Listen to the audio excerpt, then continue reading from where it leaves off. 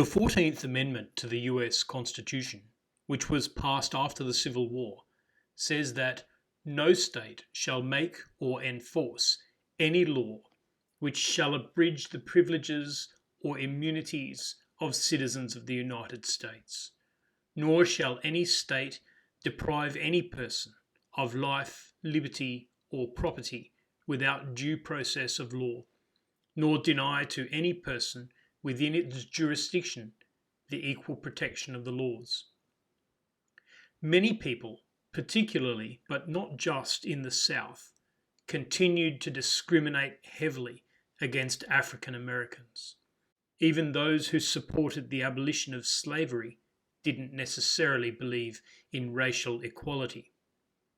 Some states realized that equal treatment didn't necessarily mean identical treatment. In 1890, Louisiana passed a law requiring railway companies to provide equal but separate accommodations for the white and coloured races by providing 2 or more passenger coaches for each passenger train so as to secure separate accommodations. In their view, the races were being treated equally, but just kept apart. Homer Plessy was part of a group challenging that law. He considered himself 1/8 African American. He bought a ticket and sat in the white car. The conductor tried to move him and he refused, so he was arrested and jailed. The issue ended up in the Supreme Court. To its eternal shame, the Supreme Court majority said, "The object of the 14th Amendment could not have been intended to abolish distinctions based on colour, or to enforce social, as distinguished from political, equality, or a commingling of the two races upon terms unsatisfactory to either."